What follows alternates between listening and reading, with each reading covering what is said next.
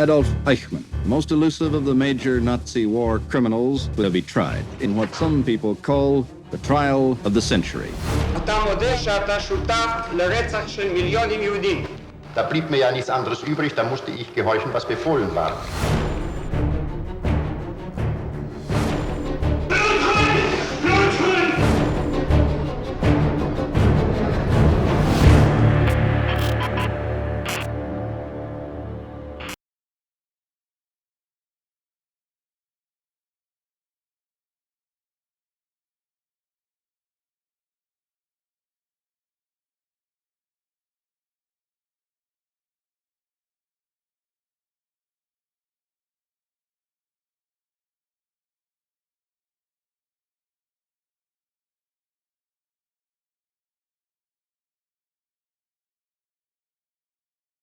בונקר שני, היות והסכנה שיתפסו אותנו הייתה יותר קטנה והחלטנו להיפרד. אז אני נשארתי עם אמי ואשתי הלכה לבונקר שני.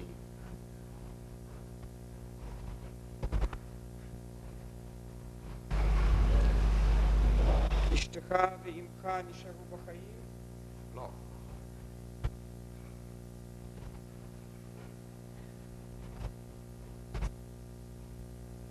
כן, ובכן הגעת לאושוויץ ועברת סלקציה. כן. הרופא שעשה את הסלקציה היה דוקטור רודה. מה שמו? דוקטור רודה. R-A-O-D. רודה. לאיזה יחידה הוא היה שייך? הוא היה רופא אס-אס. רופא אס-אס. כן, עם הרונות על השפיגל הוא היה רופא אס-אס עם טוטנקוט. כן. ושוורצהובר. שניהם. אולי מעניין לציין שבזמן הסלקציה רודה החזיק כלבלב על ידו וצפצף את האריה בריגולטו לדונה אמובילה.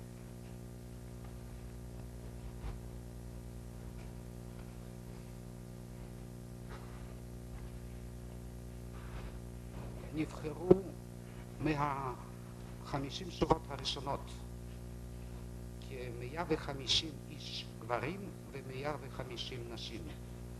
היתר נשלח בקבוצה בלי לעבור את הסלקציה. באו מכוניות גדולות וביניהם גם האמא שלי. לאן נשלחו? הם נשלחו לדרך שאחר כך, כשאני הייתי באושוויץ ובירגנאו נודע לי שזו היא הדרך לקרמטוריום. אבל לי היה סימן יותר טוב. אני ראיתי אחרי 3-4 שעות, חיכינו עד שהוכנסנו למחנה, ראיתי את המכונות האלה דרך גדר תיל. אנחנו עמדנו מעבר גדר התיל, עוד לא נכנסנו למחנה. ראיתי את המכוניות האלה חוזרות עם מעילים, ואני ראיתי את המעיל של אמי. אז הבנתי שהיא איננה. רציתי עוד להעיר במקום זה, שכשעמדנו יחד עם אמי, אמא אמרה לי, היא הייתה מסורתית, והיא אמרה שהיא תתפלל שאני אשאר בחיים, אבל אני צריך להבטיח לה, להישבע, ככה היא אמרה, ברוסית, על מנת שלא יבינו האססמנים שעמדו על ידינו, שהבינו קצת יידיש. אני צריך להישבע שאני אחרי שאשאר בחיים אעלה ארצה. ואני הבטחתי לה והגשמתי, קיימתי את המצווה הזאת, ואני חושב שההערה הזאת אני חייב לכל האימהות שנלקחו ללא עת ולכל הילדים שנחטפו מאימהותיהם להשמדה.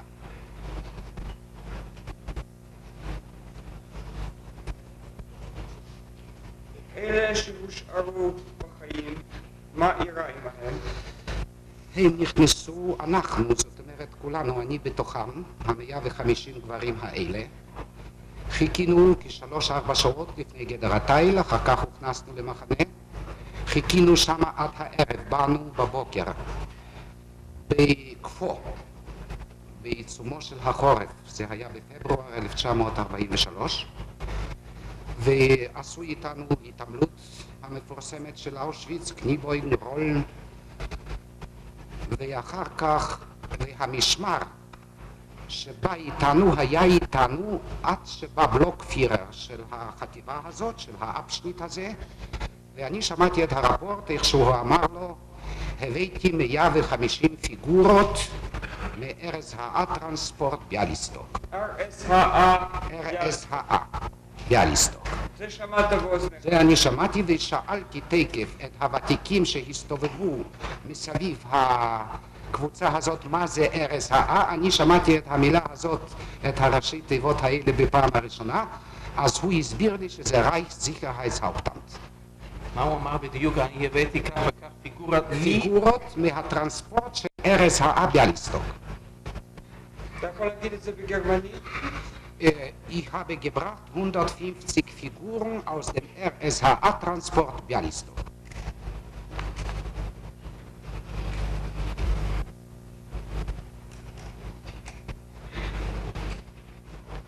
זה היה הבלוק שהוכנסנו אליו, זה היה הבלוק של קרנטנה, כביכול. שמה אני נפגשתי עם עוד טרנספורט אחת, שהם היו מפלונסק וממלאבה. היות ובזמן שאנחנו באנו לשם לא היו יהודים ממזרח אירופה בכלל, אלא רק יהודים ממערב אירופה. פלונסק, מלאבה וביאליסטוק הם צורפו לרייך, ובגלל זה הביאו אותנו כרייכסדויטשה יוד. אני ניצלתי את הדבר הזה אחר כך וכתבתי גלויה, הייתי היחידי שכתב גלויה לגטו ביאליסטוק, והגלויה הזאת נתקבלה. אנחנו עוד נגיע לפרשת הגלויה, זה כתבת לאשתך, אני מבין. כן, כתבתי לאשתך. אנחנו עוד נגיע לזה. אבל עכשיו דוקטור ביילין, אתם הועברתם לבלוק מסוים, ושם חילקו אתכם לפי המקצועות, נכון? כן. זאת אומרת, הייתה שם רשימה סטנדרטית של בדרך כלל כל הפונקציות הפרומיננטיים, ככה הם נקראו באושוויץ, היו ה-S-Fauer וה-B-Fauer, das heißt Berufsverbrecher und Schwerverbrecher. זה היו גרמנים שהם ישבו, נידונו לכלא ושוחררו לפונקציות במחנות הריכוז. אז להם הייתה כבר רשימה והם לפי הרשימה חילקו את האנשים, הצוגנגים, הפרשן צוגנג, לבעלי מקצועות חופשיים מצד אחד, ואלמנטים פושעים מצד שני. צוגן, כן, זה הנכנסים. והאנשים בעלי מקצועות לא חופשיים ולא פושעים חולקו שווה שווה לשתי הקבוצות. האלה שהיו פושעים ויכלו להוכיח על ידי זה שהוא ישב בכלא למשל, או שהוא פרץ איזושהי קופה, או שהוא גנב, אז הם קיבלו את הפונקציות. מה זה היה הפונקציות? זה היו מחלקי אוכל, שטובנדינסטים וכו'. אנחנו בקבוצה שלי, ואני לא ידעתי על כך. שטובנדינסט חדרנות. חדרנות, שטובנדינסט. אני לא ידעתי על כך ואמרתי שאני רופא, וזה התנקם בי יחד עם כל הקבוצה של המורים ושל הסופרים ושל השחקנים. הייתה רשימה שלמה, סטנדרטית כנראה, ואנחנו תמיד קיבלנו את העבודה הכי גרועה, ועבודת פרח, למשל ניקיון הלטרינות, או הבאת האוכל. הבאת האוכל בבירקנאו זו הייתה סכנת נפש, מפני שלא הייתה ארוחה שהתייצב הקומנדו, אס-הולן קומנדו, למטבח, איפה שהרפורט פירר, שמו היה שילינגר, לא הרג מינימום 2-3 איש, במערבב בכפית עץ ענקית שירבבו את האוכל בסירים. הוא היה מוציא את הכפית הזאת והיה מכה על הראשים, והעבודה הזאת אנחנו קיבלנו. אס-הולן קומנדו זה יחידה להבאת האוכל. אני אשאל אותך שאלה עכשיו ברשותך דוקטור ביילין, כמה זמן נשארת בבלוק הזה? 4 שבועות.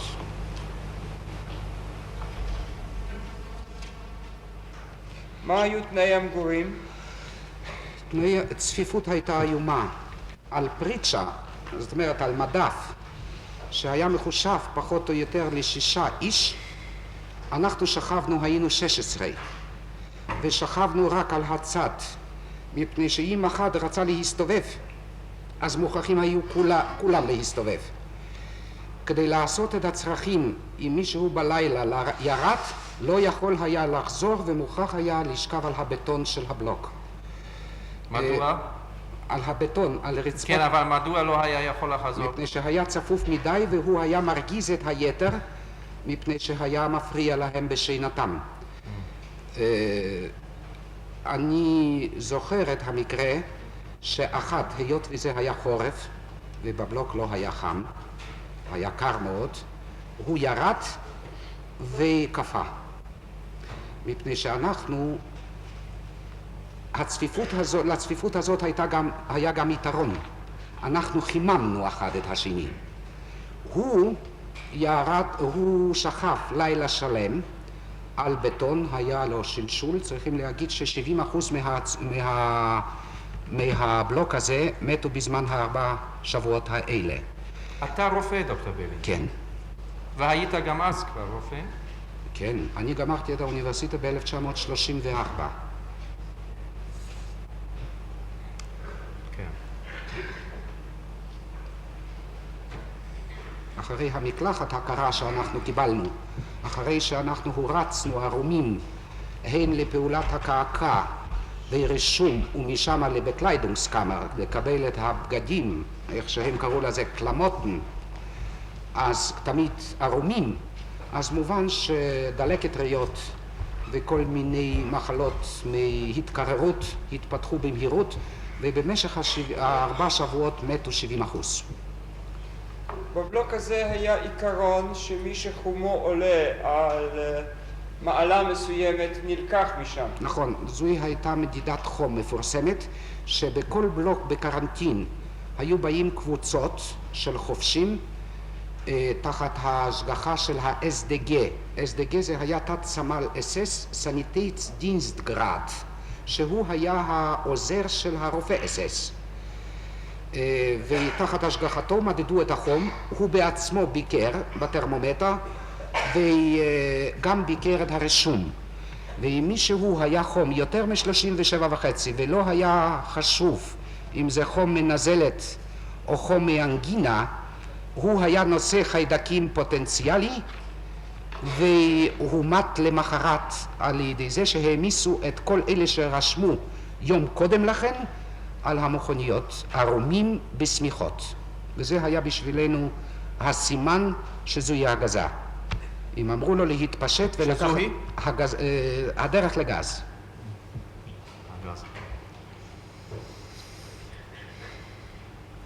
כשבאת לאושוויץ מצאת אנשים מארצות שונות.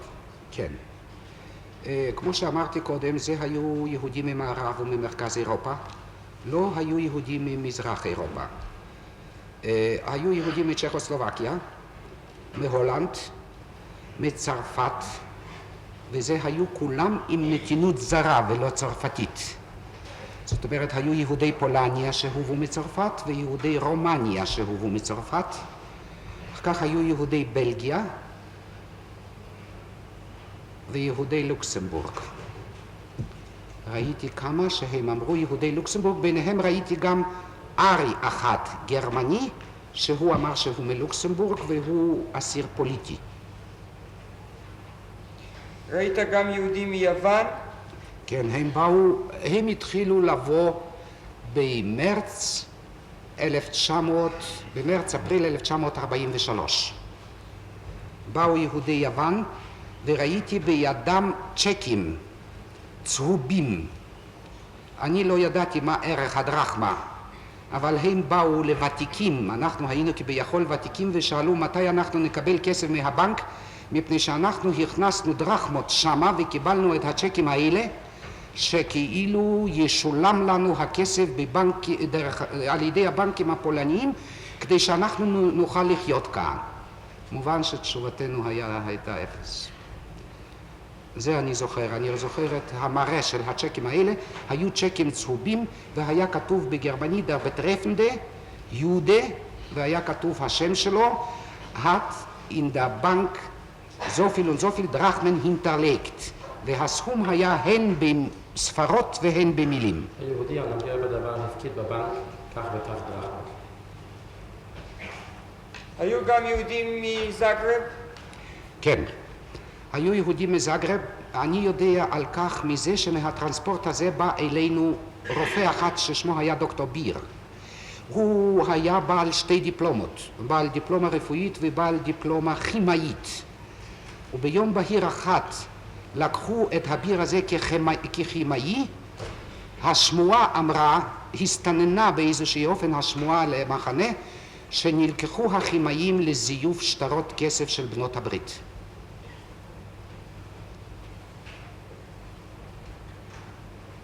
היו גם שבויים סובייטים? כן, עליהם אני שכחתי. היו 12,000 שבויים סובייטים, לרבות תוראים, היו אבל ביניהם גם קצינים, והיו קצינים בעלי השכלה גבוהה. אני צריך להגיד שלמרות שבאושוויץ עד שהצוענים הוגזו, עד שהצוענים הושמדו על ידי גזים, בדרך כלל אריים לא הובאו לגז, אבל הם מתו מוות טבעי, והמוות כביכול טבעי ממחלות, ומ-12,000 הרוסים האלה רבים, אני הייתי אומר שהרוב מהם מתו משחפת.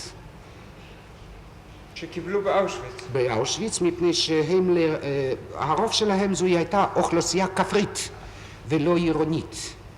אז כנראה שהשחפת בגלל זה, בגלל הצפיפות ובגלל הרעב, התפשטה ביניהם בעוצמה יותר גדולה מאשר בין אוכלוסייה עירונית. היו ממונים גרמנים מטעם ה-SS על המרפאה. כן. מי היו אלה? במרפאה אני זוכר 3 רופאים, פרט לאלה שהיו באים לתקופות קצרות והיו נעלמים. אבל אני זוכר את דוקטור רודה, זה היה הראשון שעשה סלקציה גם בהגיעי למחנה. היה דוקטור הלמרסן. דוקטור הלמרסן, שוב פעם לפי השמועה, היה בנו של מפקד המשטרה של ברלין. טוב. אולי נדבר על עובדות, לא על שמועות, דוקטור ביילין. אחר כך היה ודוקטור מנגלה מובן, שהיה בה אחד מהאחרונים, ואני הכרתי אותו כבר במחנה הצוענים. מה היה גורלם של הרופאים היהודים, ובתוכם גורלך אתה? אנחנו בדרך כלל באושוויצים, בבירקנאו אנחנו לא היינו רופאים. התואר הרשמי שלנו היה פלייגר. מטפלים. מטפלים, ein Jude ist kein Arzt. ein Jude ist ein Abtreiber und ein Giftmischer. ככה הם אמרו, ein jüdischer Arzt. יהודי אינו רופא, יהודי מבצע הפלות ורוקח סמי רעל. אז אנחנו היינו פלייגר. והפלייגר הזה לא רק טיפל בטיפול רפואי, שהוא היה אפסי מפני שלא היה לנו לא תרופות, והתחבושות, החומרי חבישה שאנחנו קיבלנו היו מנייר בלבד, ככה שאם עשינו במרפאה תחבושות אלה, אז אחרי 5 או 10 רגעים, מוכרח היה התחבושת הזאת, מוכרחה הייתה להיהרס, הן על ידי הפרשה מהפצע, והן על ידי זה שהוא, למשל אם זו הייתה רגל, אז הוא תקף נעל את הנעל, והתחבושת הלכה לאיבוד. אבל אנחנו צריכים היינו לעשות... איזה מין נעליים? בבקשה? איזה מין נעליים? נעליים, אני גם קיבלתי אותם, זה היו נעלי עץ, זה היה נקרא פנטינן, הולץ פנטינן. אבל אנחנו צריכים היינו לעשות את כל העבודה, זאת אומרת, הן סחיבת המזרונים, גם כן, הן חלוקת המוזלמנים, כן, אלה שהיו בתת תזונה. אנחנו נגיע למוזלמנים. הכל. אתם טיפלתם טיפול רפואי. ופארה-רפואי, כמו שזה קוראים לזה בזמנים כתיקונם. באנשים שהיו נתונים לטיפולכם. נכון. כמה מנתה קבוצת הרופאים איפה במרפאה? במרפאה? במרפאה היו כ-12 עד 15 רופאים. בבית צווי ד, זאת אומרת באפשנית אחת, שאני שם עבדתי, בבירקנאו. שררו מחלות, מגיפות. איזה?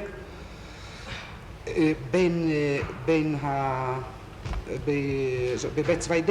כן.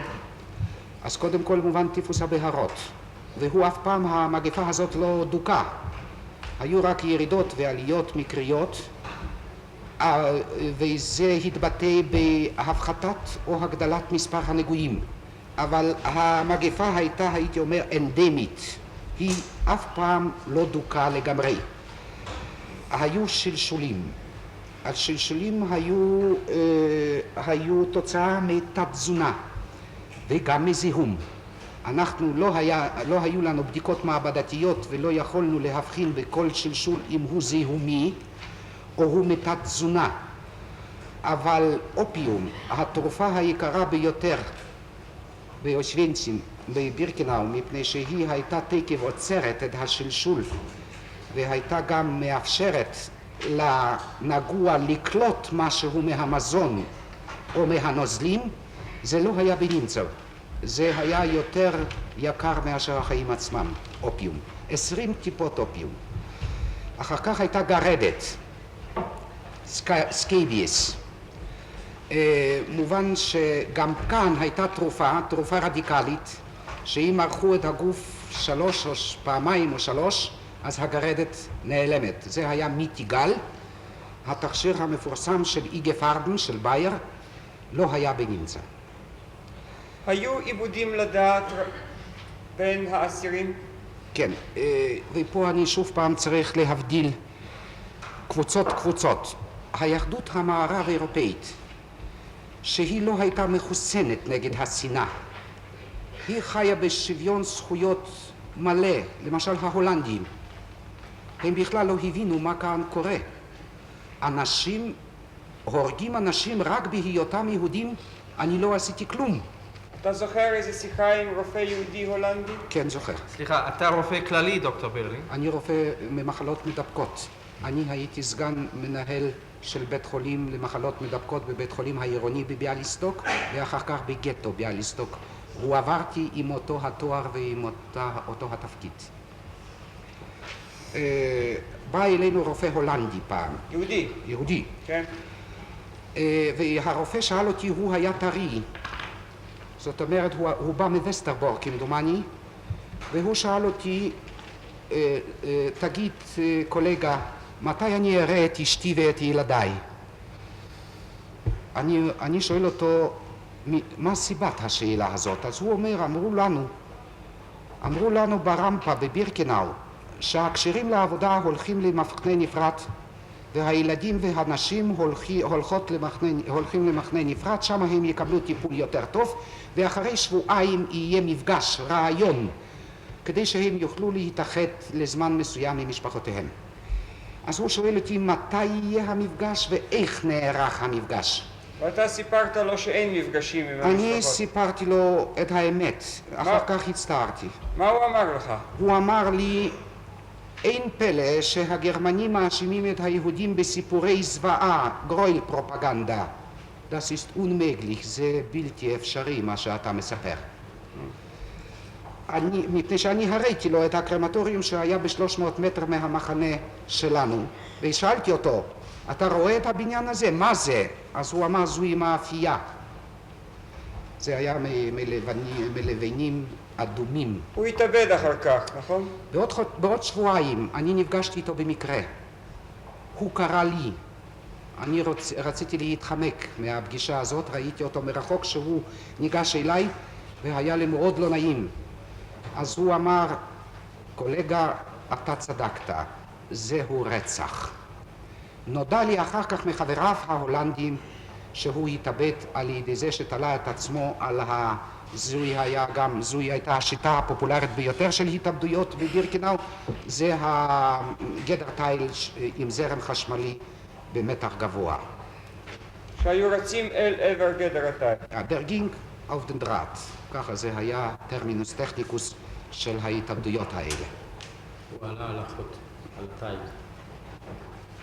יהודי ארצות המזרח היו יותר מחוסנים ופחות נוטים לאיבוד לדעת. כן, היה להם רצון עז לחיות.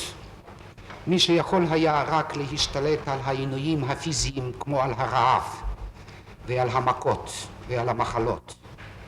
אני שמתי לב שאותם היהודים באותה הקונדיציה הגופנית, באותם התנאים הגופניים, זאת אומרת באותו הגיל, באותו המראה החיצוני, באותו מצב התזונה, אם שניהם חלו על אותה המחלה, באותה הווירולנס, אז ראיתי שאם זה היה יהודי מערב אירופי ויהודי ממזרח אירופה, אחד לא רצה לחיות, ברח, das war die Flucht in den Tod, בו בזמן שהשני עברי, בנס עברי, ברצון עז לחיות, והחוט השני של הרצון הזה לחיות הייתה רק לזכות לנקמה. אני מוכרח להגיד את זה כאן בפה מלא. אני מצאתי בזאונה, כשאני עוד הייתי בקרנטנה, אז לקחו אותנו לכל מיני עבודות, ומצאתי בזאונה על הקיר כל מיני משפטים, פסוקים, ואני זוכר את הפסוקים האלה, והם היו בשפות שונות. אני זוכר פסוק מדנטה voi centrate lasciate ogni speranza. אני זוכר פסוק בעברית, תנקמו, אתם הנכנסים שם עזבו כל תקווה. מותר? כן, כן. אני זוכר פסוק, תנקמו את דם אחיך השפוך. אני זוכר פסוק ביידיש, אידן vergesst nicht נקומה. אני זוכר פסוק בפולנית, אל נא תשכחו, נקמה. שזה היה כנראה כתוב או על ידי יהודי פולני בעל השכלה או על ידי פולני, חבר פולני אסיר. זוהי הייתה ציטטה ממיצקביץ' מהאימפרוביזציה, ושם יש פסוק אחד, נקמה, נקמה, נקמה על האויב עם אלוהים ואפילו בלי אלוהים. וזה אני ראיתי בפולנית, היות ואני גמרתי גימנסיה באוניברסיטה פולנית, אז לי היה הדבר קרוב לליבי. כשהייתי במחנה הצוענים, ונגיע לכך, אבל יש לזה קשר, הוברח לי שיר. וזה היה בשבילי סימן שקיימת קבוצה שעוד מסוגלת לכתוב שירים, מאורגנת, קבוצת מחתרת. השיר הזה היה בפולנית, ונקלט בזיכרוני רק בית האחרון והכותרת. והשיר היה ארוך. הכותרת הייתה למוות מגרשים לעבודה. זה היה מדובר על האוסן קומנדוס, שיצאו מהמחנה לעבודה וכל פעם הביאו איתם גוויות באמתלה auf der Flucht erschossen. אני זוכר את זה ואני רוצה... כבוד המשפט יסלח לי, אולי זה סטייה מהנושא, אבל אני רוצה שזה ייוודע מפני שאני לא נפגשתי, לא פרסמתי בעצמי ולא נפגשתי עם השיר הזה באף ספר שפורסם עד כה על תקופת השואה.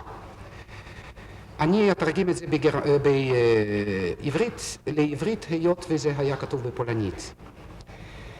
אז הכותרת הייתה למוות מגרשים מחוץ למחנה, לשדה, זה התרגום המילולי. והיה כתוב ככה, הבית האחרון, מפלצות וברברים, כדי שעליכם ישכח את העולם, אנחנו נמחוק את כל עקבותיכם, ועל קבריכם נעמיד ספינקס, שיצעק לנצח לינקס, לינקס, לינקס. מפני שצעדה באושוויץ מהבוקר עד הערב הייתה תמיד לינקס 2, 3, 4, לינקס 2, 3, 4, לינקס, לינקס, לינקס, לינקס. וזהו היה הבית שהתייחס ללינקס.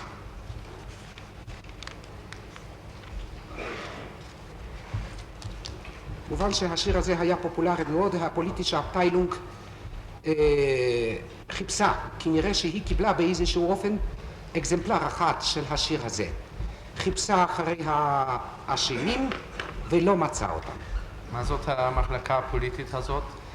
פוליטישה אפטיילונג זה היו, אני יכול להגיד על שני קומנדוס. היה קומנדו דר פוליטישן אופנאמשרייבר. אלה הם היו שעשו את פעולת הקעקע ואת הרישום בזמן שבא טרנספורט חדש לבירקנאו. אלה הם היו אסירים שעבדו בהשגחה של אחד מה-SS. וזה תמיד היה תת קצין, ein Unteroffizier. זאת אומרת, ein Hauptscharführer, ein Unterscharführer, ein Rottenführer, ein Oberscharführer. Politische Abteilung, לא das Kommando der politischen Aufnahmeschreiber, זוהי הייתה מחלקה שהיא עקבה במחנות, רדפה אחרי קומוניסטים, אחרי תעמולה, ובאמתלה שהיא עוקבת אחר כך הם חיפשו להם קורבנות כל מיני. זאת אומרת, מחלקה לבילוש, כן? כן. ולהם היו פקידות או פקידים, אבל הפקידים האלה היו אסירים שעבדו עבודת כפייה. ואני זוכר אפילו את שתי השמות של הפוליטישה אפטיילונג עם ציגוינר לאגר, זאת אומרת במחנה הצוענים. היה אחת ששמו היה ברואט, פטר ברואט, ארגנטינאי, שנולד בארגנטינה והתייצב לימינם של הנאצים ובא לגרמניה, הוא היה ממוצא גרמני, והשני היה הופמן. הופמן היה גרמני מבלגרד. אלה שניהם ישבו במחנה הצוענים בפוליטישה אפטיילונג, ואני זוכר אותם, כמו היום. כן. דוקטור ביילין, מה הייתה תופעת המוזולמניות מבחינה רפואית ומבחינה נפשית? מוזלמן זוהי מילה שנולדה באושוויץ. אלה הם היו, זהו היה השלב. אני חושב שאנחנו שמענו אותה כבר מגטו קובנו, לא? דוקטור פרץ סיפר לנו על זה. בכל אופן. בגטו? שמענו את זה כבר מחוץ לאושוויץ. אני יודע. בגטו אצלנו לא היו מוזלמנים, אבל בבירקנאו. אז המוזלמנים האלה זה היה השלב הסופי של תת-תזונה. מעניין שהסימפטום הראשון של בן אדם כזה שמתחיל להיכנס לשלב המוזלמניות, וזוהי תופעה נפשית, הוא התחיל לדבר על אוכל. על שני דברים האסירים ביניהם לא דיברו באושוויץ בבחינת טאבו. זה היה קרמטוריום ואוכל. אוכל לפי הרפלקס, הבדינגט הרפלקס, שזה מגביר את הפרשת החומצה בקיבה ומגביר את התיאבון. אז צריכים היו להשתלט ולא לדבר על אוכל. ברגע שבן אדם איבד את השלטון העצמי והתחיל להיזכר באוכל הטוב שהוא היה מקבל בבית בזמנים כתיקונם, אז לשיחה כזאת קראו שיחה מוזולמנית. וזה היה השלב הראשון, וידענו שלמחרת למחרתיים הוא ייכנס כבר לשלב השני. זאת אומרת, לא הייתה חלוקה כה חדה. על כל פנים הוא יחדול להגיב, יחדול להתעניין בסביבה, יחדול גם כן לקבל פקודות ולהגיב עליהן. תנועותיו היו איטיות, פנים כמו מסכה, לא שלט על סוגריו, זאת אומרת הצרכים הוא עשה תחתיו, הוא אפילו לא נהפך ביזמתו, הוא מצד לצד, הוא שכב, וככה הוא נכנס למוזולמניות. זה היה שלט עם רגליים נפוחות, ואם בא, ודווקא אלה, היות ורצו אותם לסחוב מהבלוק לאפל שיעמדו, אז היו מעמידים אותם בכוח על יד הקיר עם ידיים מורמות, עם פנים לקיר בתור משענת, וזה היה שלט עם פנים אפורות שהיה עומד על יד הקיר והיה מתנועע מפני שלא היה להם שיווי משקל. זה היה המוזלמן הטיפוסי שהיה נלקח אחר כך על ידי לייכן קומנדו יחד עם הגוויות.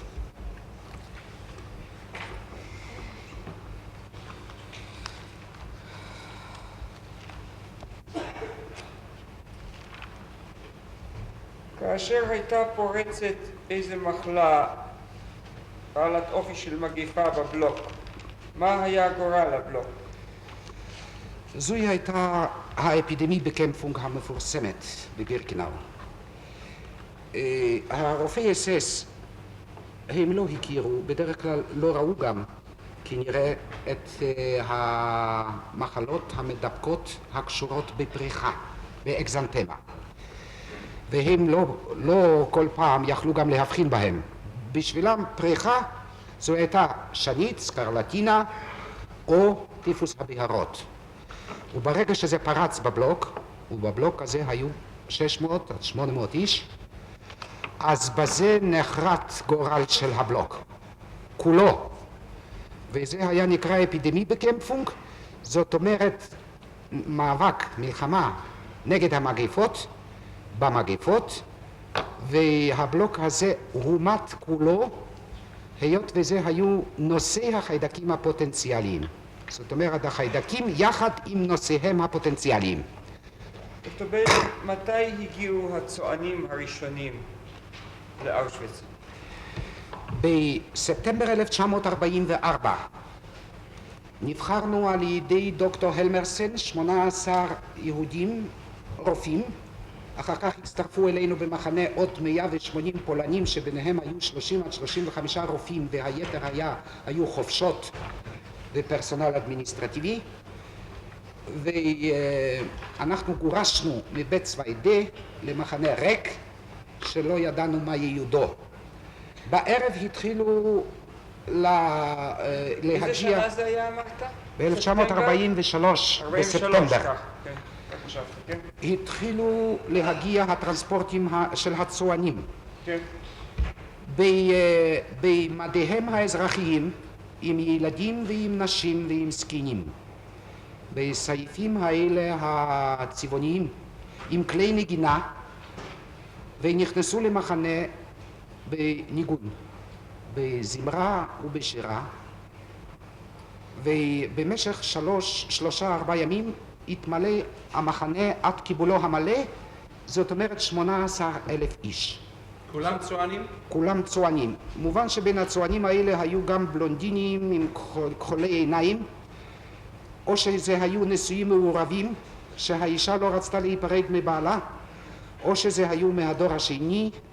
על כל פנים היו לנו צועניות בלונדיניות וצוענים בלונדינים. מאיזה ארצות הם באו?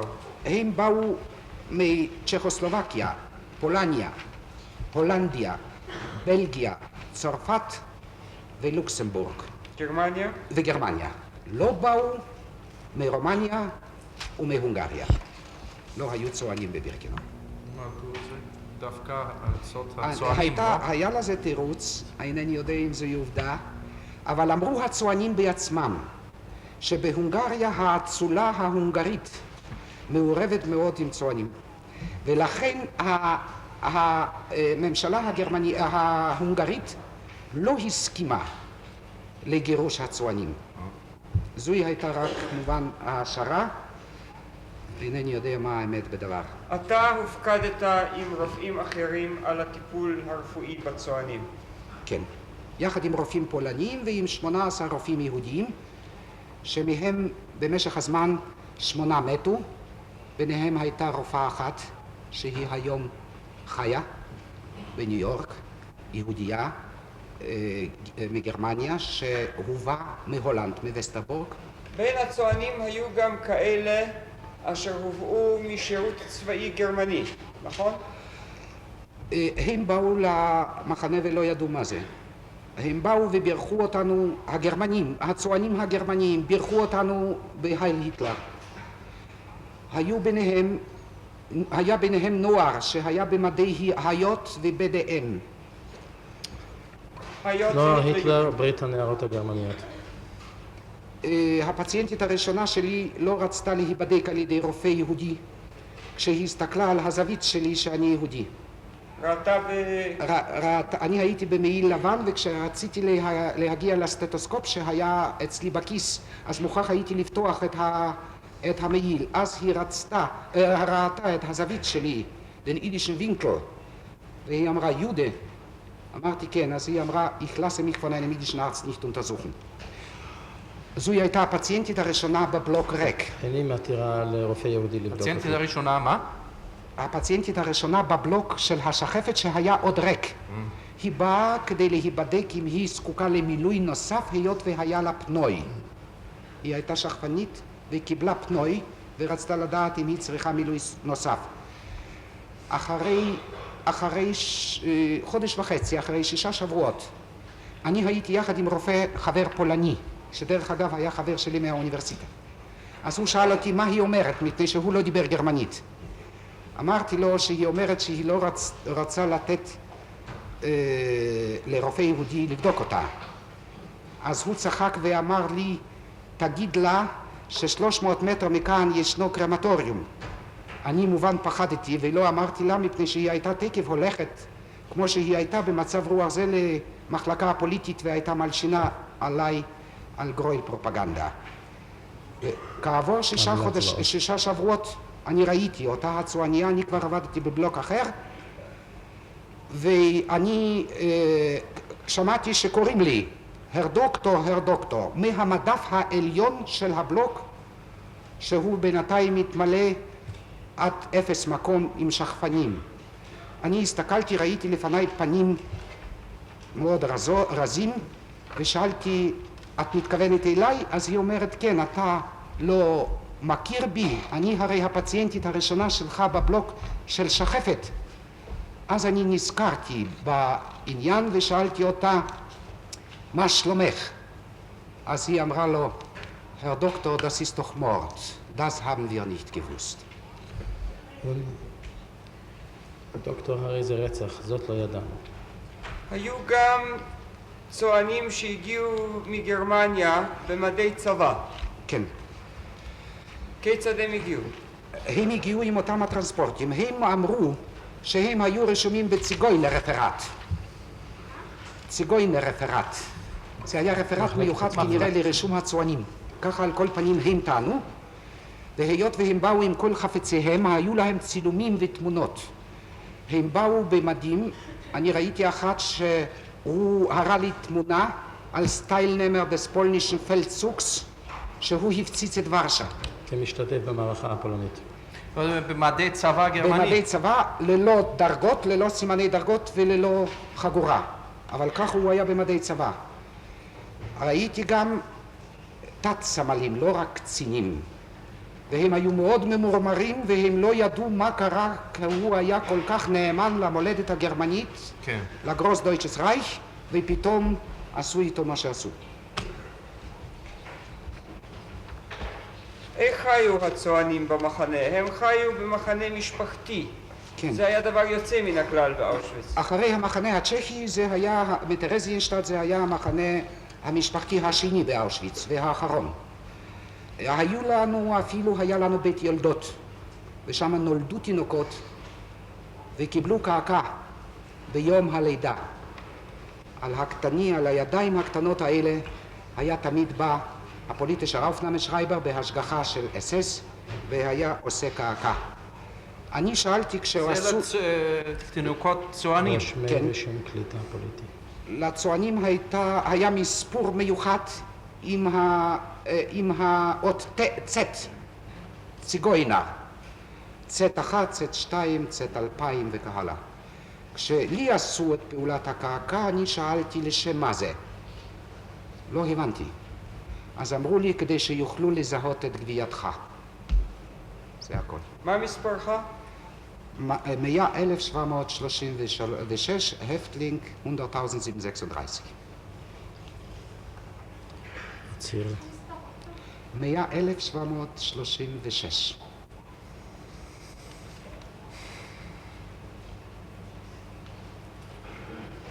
מה היה גורלם של הצוענים במחנה? במחנה מובן פרצו מחלות, ופה אני צריך קצת לעמוד על המחלות הספציפיות של הצוענים שאנחנו לא ראינו אותם בין הלבנים. בניגוד לצוענים במחנה בירקנאו הייתה מקובלת המילה מחנה הלבנים ומחנה הצוענים, ללא כל כוונה להפליה לרעה. לא ראינו אותם בין הלבנים, והרופאים לא ראו אותם גם כן בזמנים כתיקונם, כשהתעסקו בפרקטיקה אולי נשתמש בין בביטוי האוכלוסייה. במחנות אחרים, יש לזה טעם לא כל כך נעים. נכון, אבל אז זה אולי היה נדבר הווקס על פופולי. מחנה צועני ומחנות אחרים ברשותך. מחנות אחר. כן. ובכן, היו מחלות בין הצוענים שלא ראיתם בין האסירים האחרים. מה היו המחלות הללו? המחנות הללו, חוץ מהמחלות הבנאליות כביכול שהרסו והשמידו את המחנות האחרים, פרצו במחנה הצוענים שתי מחלות שלא הבינונו ולא יכולנו להסביר, ועד כה זה לא עובד באופן מדעי. אחת עובדה, אבל מנגלה לקח איתו את המסמכים. למה דווקא אצל הצוענים? וזה היו אבעבועות רוח שהיו דומות לאבעבועות שחורות עם תהליך קטלני מאוד, שמיות מתו אנחנו עמדנו חסרי אונים, וחוץ מתחבושות על הגוף כולו מנייר לא יכולנו לעשות להם שום דבר. מעניין שרופא אחת, אנחנו ראינו מקרה אחד כזה בישראל לא מזמן דווקא במאי, וזה פורסם, וזה נקרא וריצלה וריולופורמיס. זאת אומרת, אבעבועות רוח דומות לאבעבועות שחורות, והן לא אבעבועות שחורות. ומעניין שזה קרה... דוקטור וילין, במקרה זה מעניין אותי, דברים כאלה מעניינים, אבל אני מסופק אם זה שייך. זאת אומרת, הפירוט הזה הרפואי שייך לענייננו פה.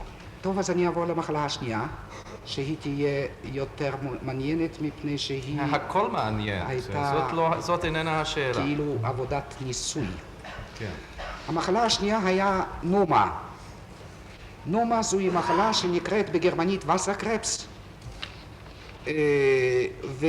והמחלה הזאת זוהי גנגרנה, זה מתחיל בדלקת רירית הלחי, בא לידי גנגרנה הרקמה ולפרפורציה לחור בלחי שדרכו רואים את הלשון ואת השיניים. זה תמיד קשור עם תת תזונה, עם קרקסיה אקסטרמית, והיא תוקפת את הילדים ואת הנוער. אולי תרשה לי קצת להדריך אותך, ברשותך דוקטור וילין. המחלה הזאת התפשטה מאוד בין הצוענים, ודוקטור מנגלה הציע לצוות הרופאים לעשות איזו עבודת מחקר מדעית. ביניהם היה פרופסור אפשטיין מאוסלו, נכון? כן. לאו דווקא על מחלה הזאת. הוא נתן לו את בחירת הנושא, ואמר לו, ככה שמסר לנו פרופסור אפשטיין במילים אלה: אנחנו אויבים, אתה מכאן לא תצא. אם אתה תעשה בשבילי עבודה מדעית שאני אפרסם בשמי, אז אתה תאריך לך את חייך. ואפשטיין לא רצה. מי אמר לו את זה? מנגלה? מנגלה. טוב, זה נאמר בנוכחותך או איך זה נודע לך? לא, זה נאמר כשאפשטיין חזר אלינו מהחדר המיוחד. אפשטיין אמר לך שהוצע לו לעשות עבודה מדעית. והוא לא רצה. הוא לא רצה. לא רצה עד שאנחנו שכנענו אותו שניתן פתח לעזרה. ואם ניתן פתח לעזרה, שנרכז לפחות את ילדי הנומה. ועשיתם איזה עבודת מחקר. נכון, ומנגלה הסכים. הסכים במובן שפרופסור אפשטיין הציע לו שבעבודה מדעית שיהיה לה בסיס צריכים מזון מוגבר ותרופות, ומנגלה היה שולח תרופות. וטיפלתם בילדים האלה החולים בתרופות ובמזון והיו לנו מקרים עד מוצלחים שגורלם מאוד. היה כגורל כל שוכני המחנה הזה. והיו לנו מקרים מוצלחים מאוד. אני זוכר אחת, צ'כית, זדנקה רוז'יצ'קה, ילדה בת 11, שהצלחנו לגרום לגלידת החור, דבר מאוד מאוד מוזר ומאוד נדיר. ומובן שכל המסמכים נלקחו מאפשטיין באותו היום. דרך אגב, הוא קיבל אזהרה שאם תהיה הפצצה הוא צריך לשמור על העבודה הזאת כמו על חייו. ומנגלה בא בבוקר ולקח ממנו את כל המסמכים. אנחנו לא חשנו בכלל במתרחש. מה היה גורל המחנה הצוענים, דוקטור וילין? ובאותו הבוקר מנגלה בחר כ-600 איש מהצוענים, ואלה שקשרי לעבודה או אלה שרצו להיפרד ממשפחותיהם. הם הלכו לטרנספורט ואפילו נפנפו בידיהם מהרכבת לנשים ולילדים שנשארו במחנה. מנגלה נאם בפני המשפחות שהם הולכים לעבודה והם יחזרו ויתאחדו איתכם. ה-600 ואתם בידיים נאמנות, בכם יטפלו כאן טוב, ובאותו הערב... זה שמעת באוזניך את הנאום הזה. כן. באותו ערב מה קרה? באותו הערב באו המכוניות, מסע, והתחילו להוריק את המחנה, והתחילו מהבלוק שהוא נקרא בלוק יתומים, וייזנהאוס. היו הרבה ילדים במחנה שהוריהם מתו, והם רוכזו עם מטפלות בבלוק מיוחד. והוא היה בדיוק מול הבלוק איפה שאני עבדתי. אז כשהוריקו את הבלוק, אמר לי אססמן אחת, תלך ותחבק שם את האור. כל עוד שהיה על הלגרשטרסה אור מהבלוק, אז הוא ראה מי יהודי, מי רופא ומי צועני. ברגע שאני חיביתי את האור ורציתי לחזור דרך הלגרשטרסה, לחצות את הלגרשטרסה לבלוק שלי שהיה בדיוק ממול, פתע הרגשתי יד על הכתף עם הפקודה ראוף. זה היה האוטו עם הילדים האלה. אז ברגע האחרון אמרתי, ich bin Jude. Sagt er, ach so Jude, dann hast du noch ein paar Wochen Zeit, Marsch im Block. מאיזו יחידה היה מנגלה? מנגלה היה אס-אס. כן, איזו דרגה? Hauptsturmführer, דוקטור יוסף מנגלה. רופא, כן? רופא, אמרו עליו, לא שמעתי את זה, שיש לו 2 דוקטורטים של פילוסופיה ושל רפואה.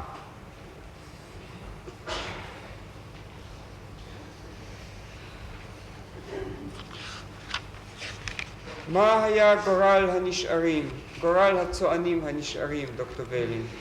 פרט ל-600 שנשלחו. לא נשארו יותר. האחרים הוטענו על המכוניות והועברו לתאי הגזים. לתאי הגזים.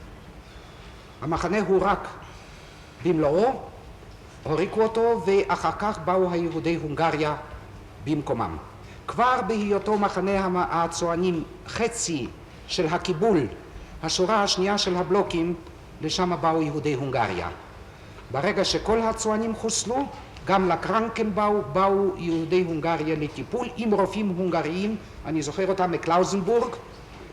בקלאוזנבורג היו רופאים מאוד נחמדים, וביום הכיפורים זה היו יהודים מאוד מסורתיים, וביום הכיפורים הייתה בבלוק איפה שאני עבדתי, אני הייתי עוד מהשאריות של מחנה הצוענים, הייתה תפילה בציבור. בבירקנאו היה גבלס קלנדר. גבלס קלנדר זה היה כל שבת וכל חג יהודי שהוריקו את הקרנקנבאו וגם את הבלוקים איפה שהיו מוזלמנים בבלוק רואה שלא יצאו לעבודה. ואנחנו שכחנו לגמרי בערב ביום הכיפורים הזה ב-1944 שזה יום של גבלס קלנדר. של גבלס קלנדר. גבלס קלנדר? גבלס קלנדר זה לוח גבלס. מה הפירוש? הפירוש הוא שבכל יום שבת ובכל חג יהודי, כולל פורים וחנוכה, תמיד היו מוריקים את הקרנקנבאו מהחולים וגם את הבלוקים מהמוזלמנים לגז. ומעבירים אותם לגז. זה היה הגבלס קלנדר. תוציאו את האיש הזה. תוציאו את האיש הזה מהר. תוציאו את האיש הזה מיד. תצא מפה, מהר.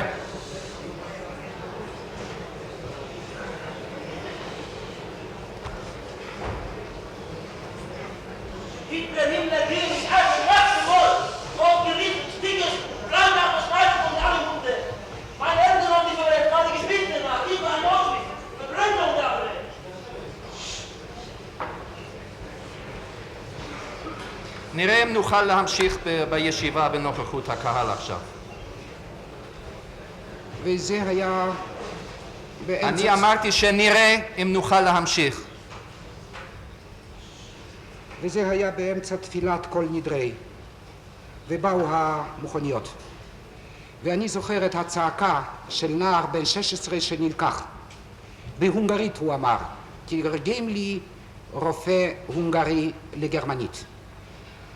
זוכר רק שהוא אמר דוקטור בצ'י. דוקטור בצ'י זה היה דוד דוקטור. זה הם תמיד פונים ברספקט למישהו, אז הם אומרים בצ'י, דוקטור בצ'י. הוא אמר את זה לא אליי, אלא לרופא ההונגרי, ואמר לו, אם תפגוש את אבי, תגיד לו שאני מתתי ביום הכיפורים.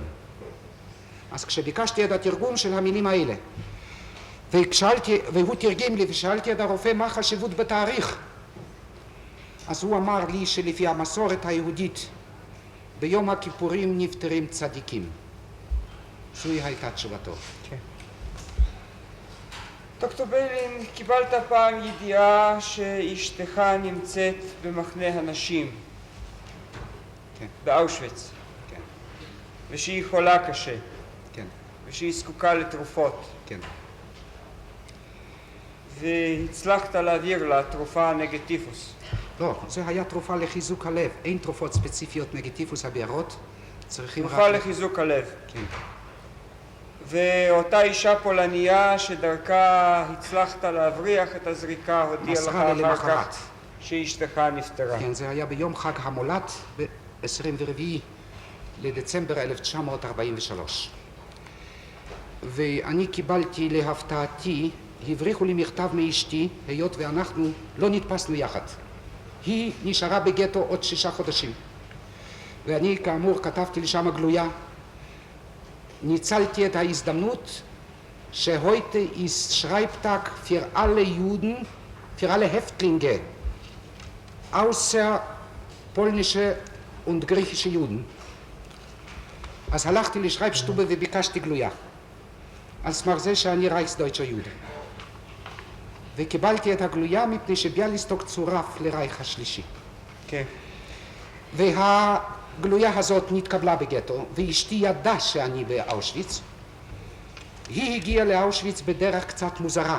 היא הייתה שייכת לליווי 1,200 ילדי ביאליסטוק שהלכו לטרזינשטט, נכון? כן, ושחלקם אחר כך הועבר להשמדה. כן. והליווי לא נכנס לטרזינשטט, אלא הובא לאושוויץ אחרי כמה שעות אחרי כניסתם של הילדים לטרזינשטט. ובדרך, כשהם ירדו מהרכבת, אז במשמר, בדרך שהובילה לקרמטוריום, נפגש איתה מנגלה, והוא שאל את המשמר, מה זאת הקבוצה? איזו קבוצה זאת?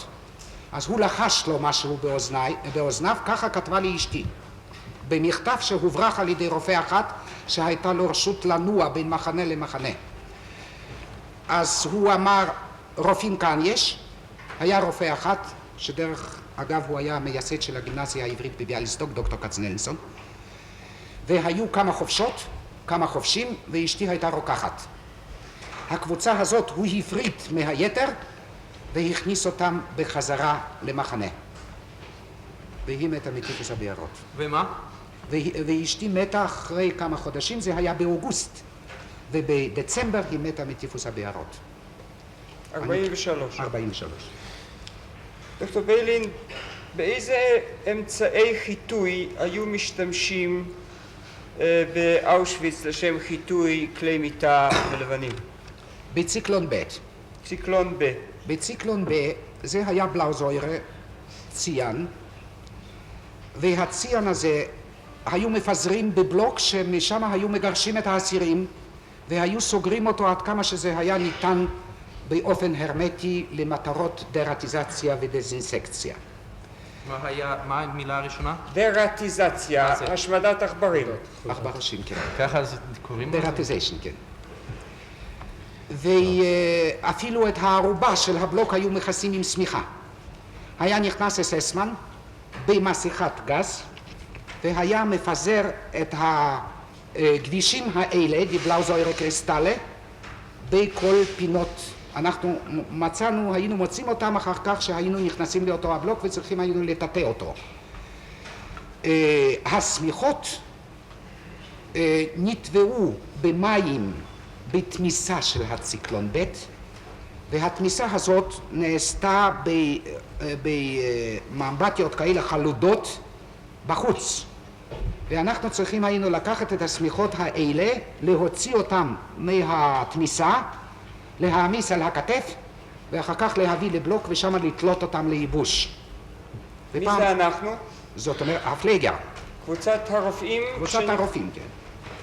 קבוצת הרופאים עם החופשות ועם פעם כל ירה לך הפרסונל. דבר כתוצאה מזה שסחבת סמיכות? אז פעם אחת אני בא תורי לקומנדו הזה, והעמיסו לי ערימה גדולה, ואני הרגשתי את הריח של השקדים המרים, אבל הריח קל מאוד, אני הייתי באוויר פתוח. השקדים המרים זהו הריח זהו האופייני הריח האופייני של הציאן, מאוד קל, אבל מרגישים אותו, בדיוק כמו ביטר מנדל.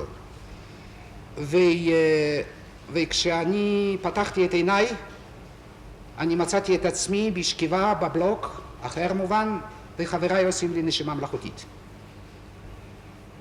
הם סיפרו לי שאני איבדתי את ההכרה, אני לא הרגשתי כלום, וכ5 עד 10 רגעים הייתי בלי הכרה. השאלה שעניינה אותם במיוחד היה איך זה היה. הרי זה סופנו. אנחנו רוצים לדעת אם זה כואב. ידעתם שמשתמשים בציקלון בקרמטוריום? אלה הם היו קופסאות, כ5 קילו בכל קופסה, ככה לפי הערכתי, והיה על זה לייבל,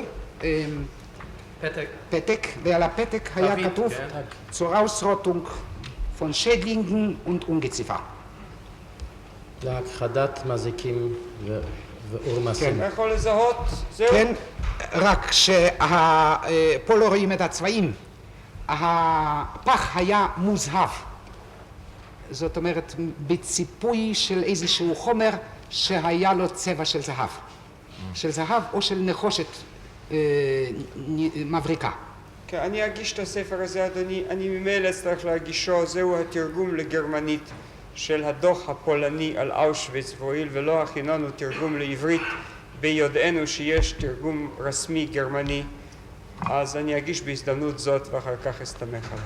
אני רוצה להסב את תשומת ליבו של בית המשפט, אם זה יבוא בתור ראיה, שכאן יש 2 סוגי קופסאות. סוג אחד שיש לו מכסה מתלבש, כאילו שזה קרטון, וסוג השני זה באמת פחית. אני ראיתי את סוג השני. תגיש בבקשה. באיזה עמוד זה שם? תראה בבקשה. 153. 152, סליחה, מפני ש153 זה הנוסח, הטקסט.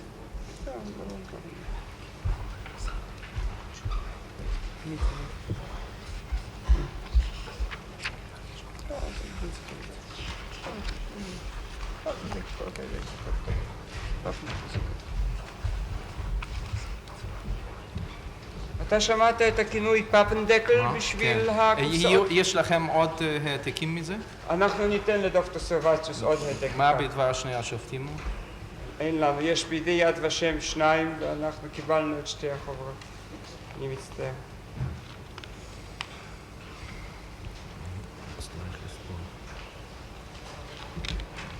זה תו 1329.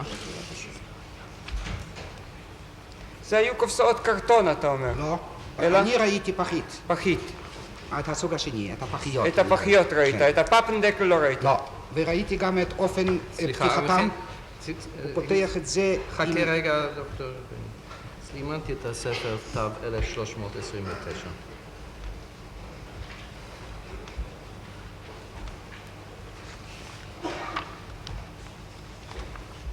עמוד אמרת 152, כן?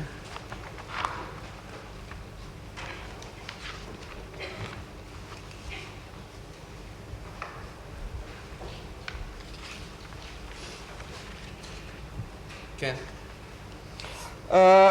כאשר היית במחנה הצוענים, ראית בחורים יהודים שעשו עליהם ניסיונות בעברי המין? כן. פעם הובאו אלינו, וזה היה מקרה יוצא מן הכלל, מפני שבדרך כלל אף לא צועני לא טיפלו בו ולא בא למחנה הצוענים. וזה היה מקרה יוצא מן הכלל, שהובאו 40 בחורים יווניים, מאוד יהודים, מאוד יפים ומאוד צעירים, כי נראה שבחרו אותם במיוחד, עם סביבות הגניטליים, איברי המין, שנשרפו. זה היו כוויות על ידי קרני רנטגן. מאיזה מחנה הם באו? הם באו מאושוויץ 1. מאושוויץ 1. ואז אני שמעתי בפעם הראשונה מפיהם שם דוקטור שומן. זה נפל השם הזה מפיהם, שהוא כאילו עשה את זה איתם. על כל פנים הם באו לטיפול, והם הוכנסו לשטובה מיוחדת, לחדר, זה לא היה חדר, אבל זה היה חלק של הבלוק עם מדפים, ושם אנחנו מובן ניסינו את כל המשחות הסטנדרטיות שהיו, הצנועות האלה שהיו בידינו, גם בזמנים כתיקונם פצעי רנטגן בכלל לא מתרפים, והיה בה איזשהו רופא אס-אס בלווייתו, בחברתו של מנגלה, והם היו באים מדי פעם לפעם, היו מצווים עלינו להוריד את התחבושות ולראות להם את מצב הפצעים, וביום בהיר אחד לקחו אותם ערומים בסמיכות על האוטו, וככה הם נעלמו. לאן?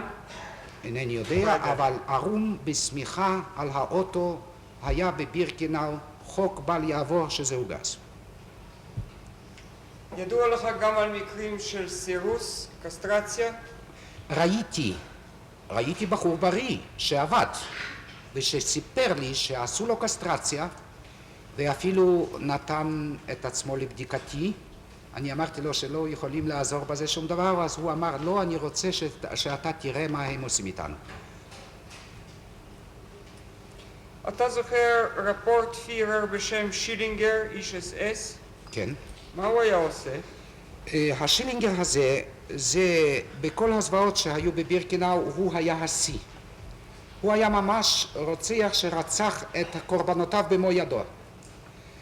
ובייחוד כמו שסיפרתי בזמן חלוקת האוכל. הוא כנראה, אני אומר, השתתף גם כן בקבלת הטרנספורטים בקרמטוריום, מפני שאירע דבר, וזה הסתנן אלינו דרך הזונדר קומנדו.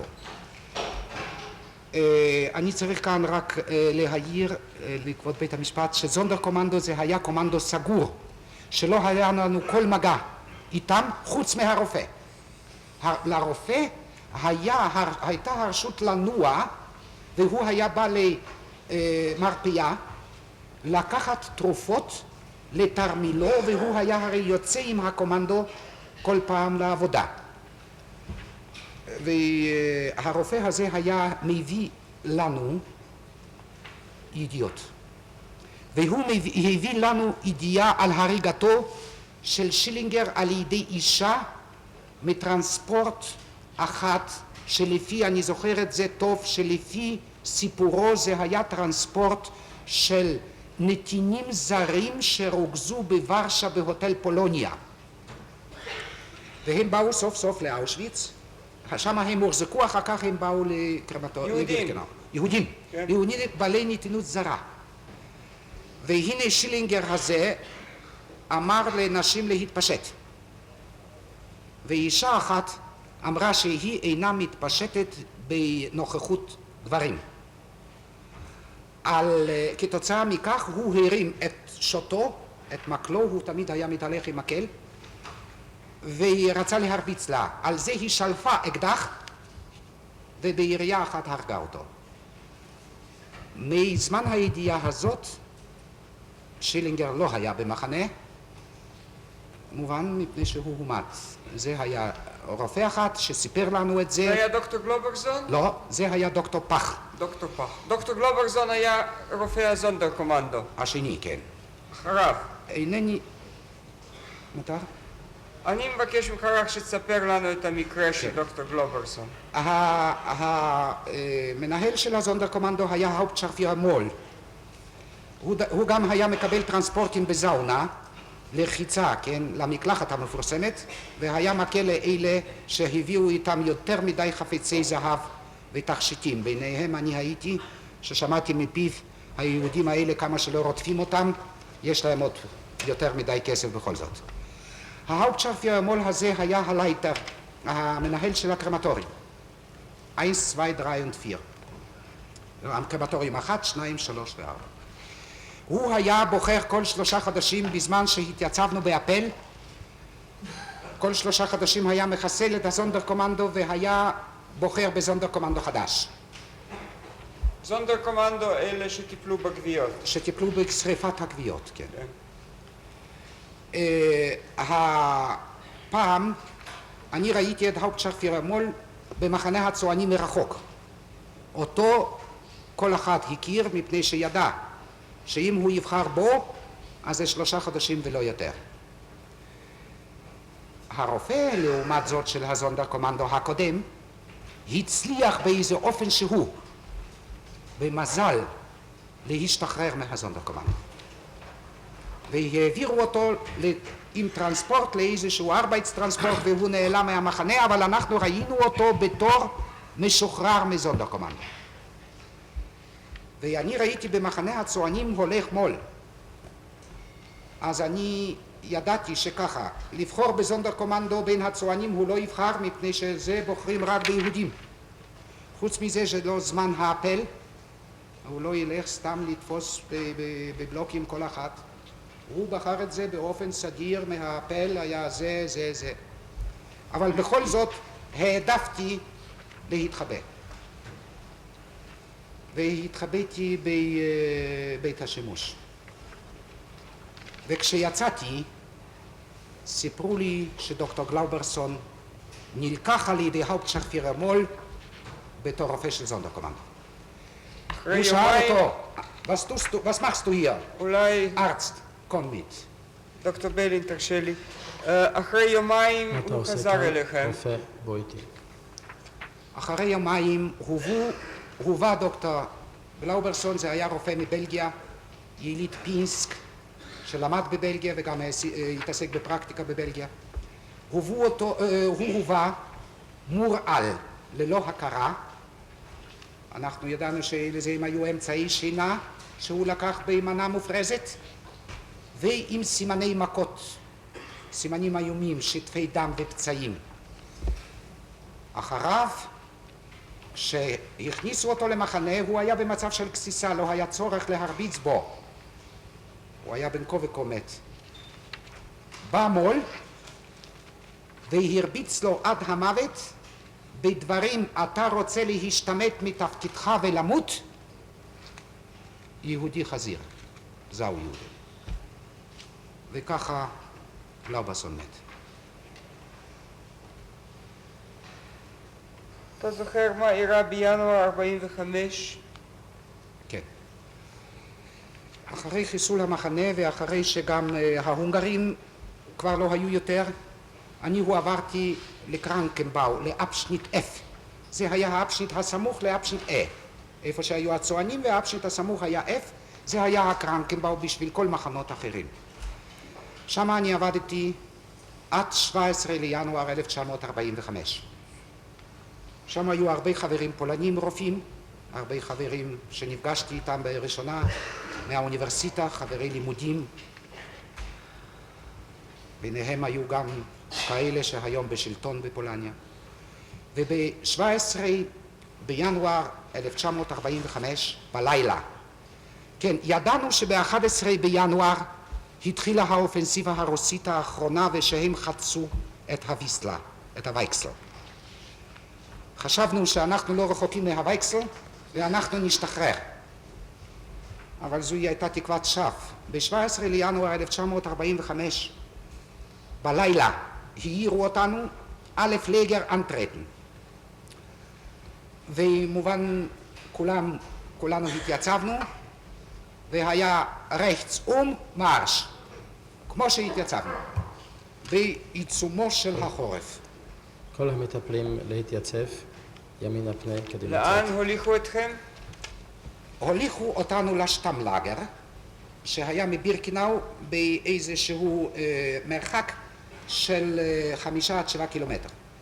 ושם שם אני ראיתי את דרקסלר, את האופזיירין של פראונלאגר, שהיא גם עמדה עם קבוצת האס-אס, ושם יצרו קבוצה של 15,000 איש. זאת אומרת, היו 10 קבוצות, 1,500 איש כל קבוצה. היחס בין המשמר ובין הקבוצה היה 1 ל-25. זאת אומרת, היו 1,000 אס-אס, היו 600 אס-אסמנים על הקבוצות האלה. בדרך, כשאנחנו התחלנו ללכת, והתחנה הראשונה היה גלייביץ, אנחנו הלכנו דרך נידר-שלזין, התחנה השנייה היה רטיבור, אז הצטרפו אלינו האסירים שפונו ממחנות הקטנות בסביבה, מלאורה היטה, מקניגס היטה, מיבוז'נו, מיאנינה, משוונטוכוביצה, כל אלה סניפים של אושוויץ בירקנאו. נכון. כמה אנשים הכיל לדעתך הקומפלקס הזה של אושוויץ בירקנאו עם כל מחנות הלוואי? לפי הערכתי הצנועה כ-160,000 איש. אני עושה לי את החשבון לפי הקבוצות שפונו. אם בקבוצה שלי היו 25,000 איש. שמעתי אחרי השחרור על תודס מרשים אחרים שהיו גם 25,000 איש, ופראונלאגר. אז לפי דעתי צריכים היו להיות שם, וזהו היה גם המספר המקובל בין האסירים, שזה 160,000 איש ברוטציה מתמדת. זה היה הרי מעבר, הרבה היו לטרנספורטים ובאו טרנספורטים חדשים. והנה התחילה הטרגדיה של ה-25,000 אלה שאני הייתי איתם. אולי תתאר לנו בקצרה את גורלם. אלה שלא יכלו ללכת נורו. זה היה נקרא גנדנשוס, יריית חסד. הוא היה יוצא מהשורה, היה מתיישב בקצה, בשפת הכביש, והיה מקבל יריית חסד. באושוויץ בדרך כלל, בבירקנאו, לא נורו.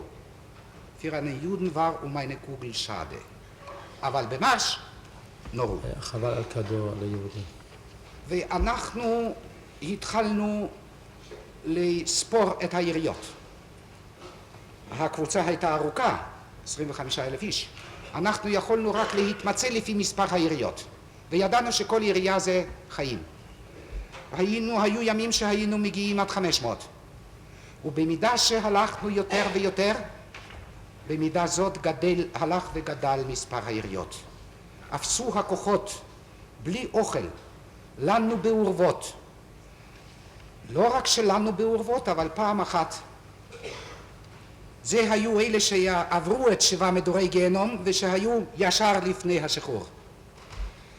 פעם אחת הכניסו אותנו לבונקר אחד, זה היה מקום לנדסהוט in נידר-שלזין, היום הוא נקרא קמיין נגורה בפולנית, ושם היה כתוב פוליצייליך איינטריט פרבוטן.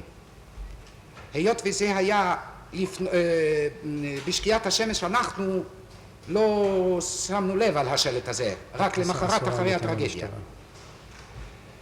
והנה זה היה בונקר ארוך מאוד, כלבירינט, עם סמטאות צדדיות. בונקר למה? נגד התקפות אוויר? בונקר עם בטון. לא, לאיזו מטרה הבונקר? אחר כך נודע לנו שזה היה בונקר לחפירות אורניום, אבל זה רק אחר כך, אחרי הטרגדיה. והנה אנחנו הרגשנו חצי שעה אחרי שאנחנו נכנסנו ואת הדלת סגרו, הדלת הייתה צרה מאוד, הרגשנו שאין לנו אוויר, שכאן חסר אוויר. במידה הקבוצות שהיו רחוק מהדלת הרגישו את זה הרבה יותר, והתחילו הצעקות הטרגיות לופט, במובן שהאס-אסמנים לא פתחו את הדלתות עד 6 בבוקר. אז אנחנו היינו כבר כ-5,000 מ-25,000. מה, הכניסו את כל ה-25? כן, לא, היינו רק 5,000. אתם הייתם 5,000 בתוך הבונקר. ו1,000 גוויות, אנחנו למחרת כשפתחו את הדלתות, אנחנו הוצאנו משם. ממש מוות חנק, בפוזיציות מאוד נוראות, ערומים על הברכיים עם הפה לבטון, משם הוא שאף את האוויר היות והבטון הוא פורס. זה לא מחוספס. מחוספס. נקבובי. וביניהם הרבה רופאים. אנחנו יצאנו בטרנספורט שלנו, היו 27 רופאים, נשארו בחיים 3 שכולם בישראל. מהטרנספורט הזה כולו, היות והשארנו הרבה כפויים בדרך, הרבה נורו, מהטרנספורט הזה כולו נשארו, זה נודע לי אחר כך, מפני שאני נפרדתי מהטרנספורט הזה בקבוצה של כימאים, שוב פעם כימאים, ביום בהיר אחת כימיקר אנטרטן. ואני ראיתי שכאן סופי שאני מוכרח להתרחק מהמרש האומלל הזה, ואני אמרתי שאני כימאי. אז האססמן שבדק אותי אמר, כימיקר, ja, wie ist Wasser? Sage ich, hat 2 Jahre. In Ordnung, כימיקר. וככה אני הייתי כימאי עם יתר הכימאים. בסדר, ללכת. עם יתר הכימאים. טרנספורטפירר היה האופטשאפירר שולצה. הוא השמיד את ה-25,000 איש האלה. הוא עם פמלייתו מובן, עם כל המשמר. כן, ואחרי שאנחנו הוצאנו את הגוויות מהבונקר הזה, באה המשטרה. ואני שמעתי איך שהמפקד המשטרה, לויטננט, התחיל לצעוק על הטרנספורטפירר. איך אתה היסת להכניס אנשים לבונקר שכתוב בפירוש איינטריט פוליצייליך פרבוטן. עם רגזון, עם רוגזה. אז הוא ענה לו בחיוך, Herr Leutnant, das sind nur Juden. Ach so, entschuldigen. והלך. למרות שזה היה שקר גמור. רגע, דבר זה שמעת באוזניך? כן, אדוני הלויטננט, אלה רק שאני אז יהודים. סחבתי את הגוויות. אם כך. ועברתי בדיוק על ידם כשהם שוחחו ביניהם. וזה היה שקר, מפני שהיה טרנספורט מעורב, היו פולנים, היו גרמנים, היו צ'כים, לא רק יהודים, אבל הם חיפרו על כל הזוועות. זה היה מכפר את המילה יהודי. עכשיו, אז אני אמרתי, אני כימאי, ואני בקבוצה של 30 כימאים, ברכבת, המקום הזה, איפה שאני נפרדתי מהטרנספורט, אז היו כבר רק 1,000 איש. היה קרומהלס, ניר בקרבת ליבטל, בנידר שלזיין, והליבטל הזה נקרא היום בפולנית מירוס נגורה. אנחנו כאן בדרך חפרנו חפירות אנטי-טנקיות, משלטים בשביל הצבא, זה גם הייתה אחת השיטות של ההסמדה, הטרנספורט הזה, בלי אוכל, בלי לבוש, בלי שינה.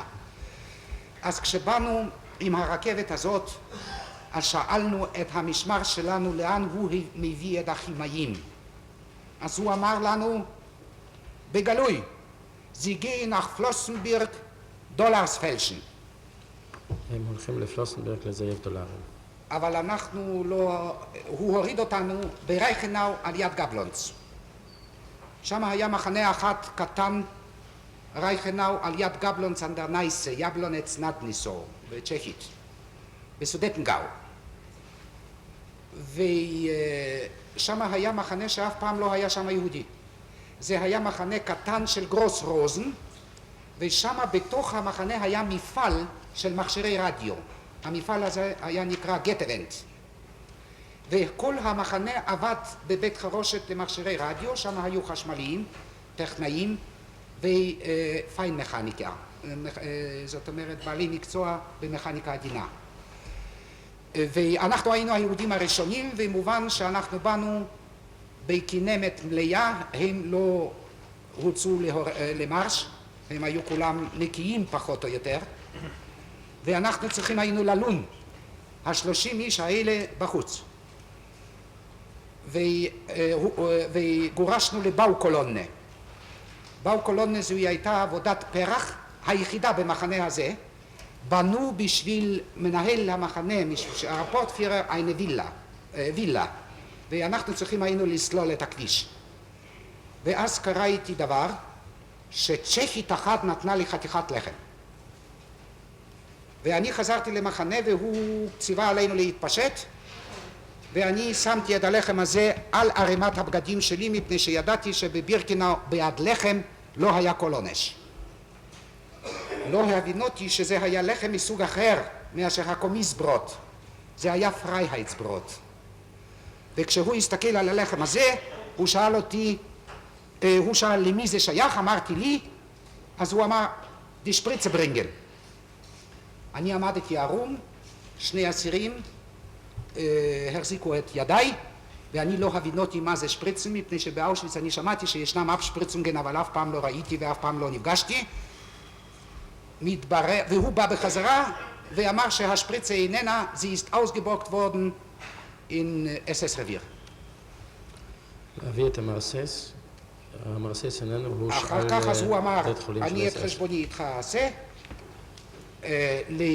להתלבש במרש אינסלאגר, והלחם שלי הוא זרק לפח אשפה, זה היה בסן כזה, לא פח אלא בור כזה, לשם, אפפל גרובה. כשאני שאלתי בדרך מה זה צריך היה להיות, אז התברר לי שבמחנה הזה עושים אפשפריצונגן עם בנזין לתוך הלב. היות וזה היה זה מחנה לא קטן. מרסס אלא מזרק. כן, הזרקת בנזין לתוך הלב, וזה לא עושה רופא ואף אחד אלא הססמן בעצמו. שמו היה בראון.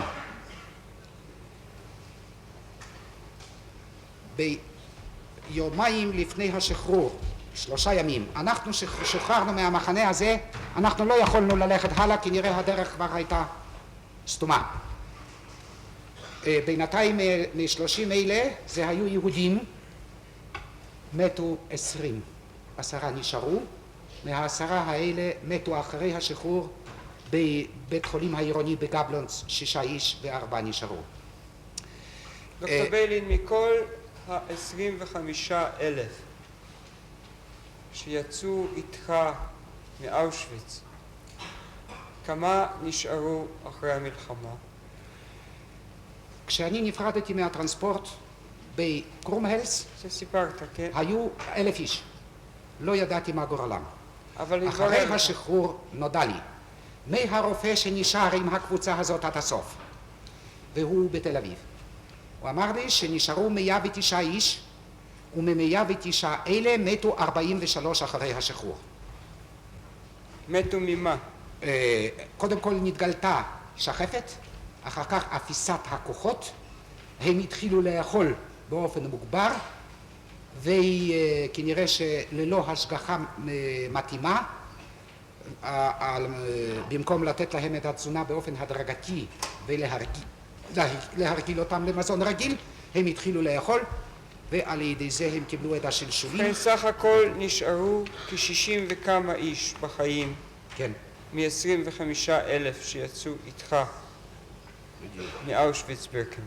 רציתי רק להגיד שאני איבדתי את הכרתי 3 ימים, הייתי כל הזמן בהכרה מעורפלת, אני נהפכתי למוזלמן. התחלתי לראות לפניי את האוכל הטוב, אני ידעתי שזהו הסימן, וכשאני הייתי כבר בהכרה המעורפלת הזאת, אז כבר לא גירשו אותי באוקולונה, אלא אני צריך הייתי לשפשף את הרצפה בבלוק. ופעם אני ישבתי ושפשפתי את הרצפה, ואני רואה שמתקרבים אליי מגפיים של SS. אני מובן באופן אוטומטי, קמתי, מצאפ, ואני ראיתי את מנגלה. הוא הכיר אותי במצב זה, למרות שאני הייתי בוודאי לא דומה לעצמי, אז וזה היה 3 ימים לפני השחרור, הוא ידע שהמלחמה נפסדה. אז הוא שאל אותי, was machen Sie hier? אמרתי, אני משפשף את הרצפה, Herr Hauptsturmführer. הוא הלך, אמר, weitermachen, ואני הייתי בטוח, למרות שהייתי בהכרה המעורפלת, הייתי חצי מת, לא הרגשתי את קצוות האצבעות, את קצוות האף ואת קצוות הלסת, והייתי ברגליים נפוחות, אני ידעתי טוב את התופעות האלה, אבל ידעתי שהוא יחפש אותי.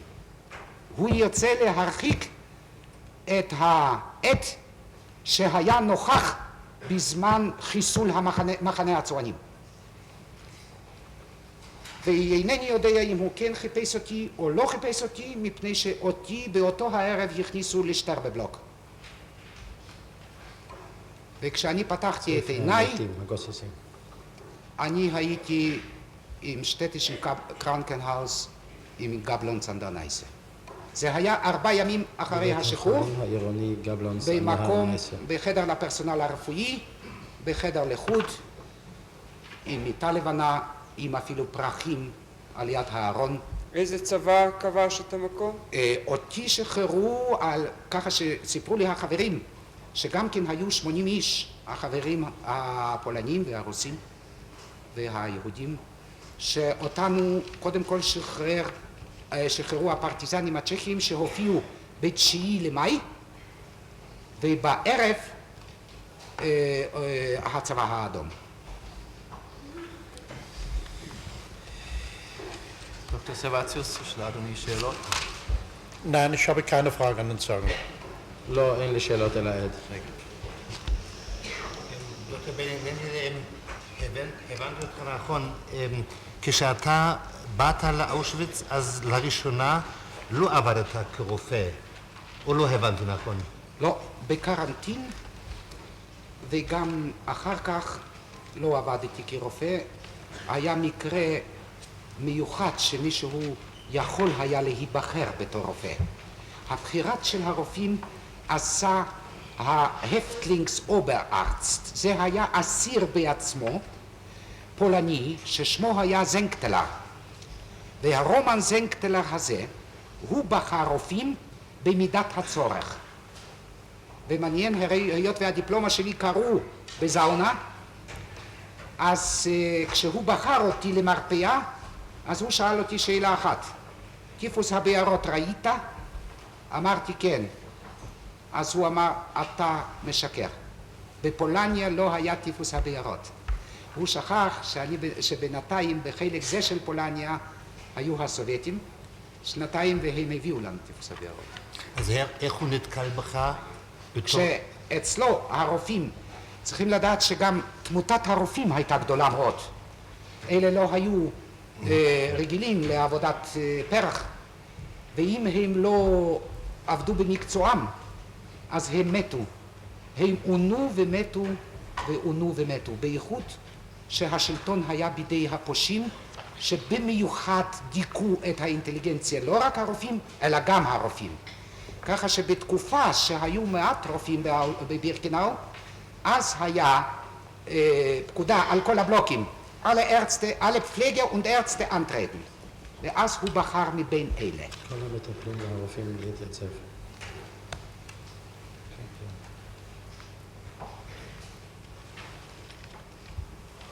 תודה דוקטור בני, אמרת את זה.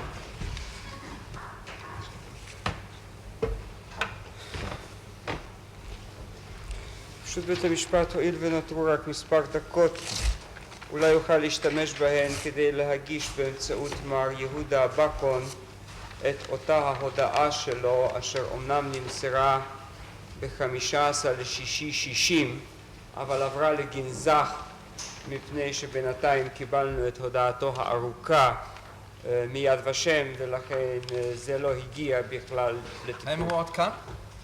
תקרא מר בקון.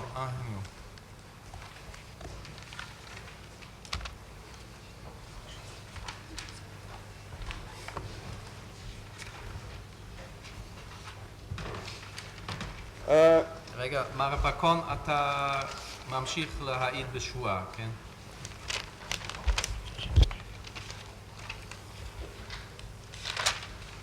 מותר לי לגשת לעד, אדוני, אני אבקש אותו לקרוא קטע מסוים. בבקשה.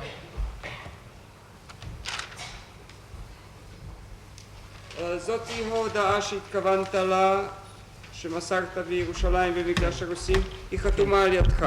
כן. אתה רוצה לקרוא פה את הקטע הזה מהמילים בדרך כלל ועד סוף הקטע. איפה בבקשה? בדרך כלל. באיזה תאריך זה ניתן? ב-15 ליוני 60. מפה. בדרך כלל הוצאו להורג בגס המונים. ובהמונים. ואילו משפחת אדלשטיין הוצאה להורג לפי פקודה מיוחדת, וכנראה הייתה ידו של אייכמן כאן. גברת אדלשטיין סיפרה לי לפני זה בפברואר, כשנפגשה עם אייכמן, שהאחרון הבטיח לה פגישה עם בעלה. כן.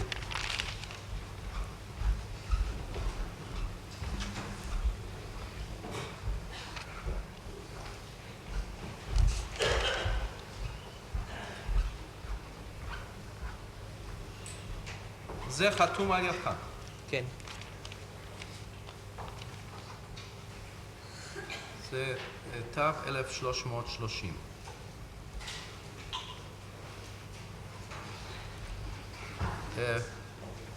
אתם תכינו מזה העתקים, כן? כן, כמובן.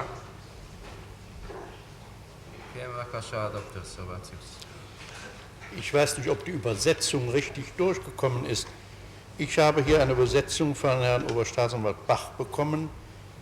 Da heißt es, und hier hatte Eichmann wahrscheinlich seine Hand im Spiele. Frau Edelstein erzählte mir, dass vorher im Februar, als sie mit Eichmann zusammentraf, das Letztere ihr versprach, dass sie ihren Mann treffen würde. Das ist ja zeitlich eine andere Darstellung, wie der Zeuge früher gegeben hat. לא, זה לא גם גברת אדלשטיין, אלא גם אדלשטיין אלא גברת. nicht auch Edelstein, sondern Geweret, Frau Edelstein. Ich glaube, der Zeit ist ein Unterschied. Hat er nicht ausgesagt, es wäre im Juni gewesen?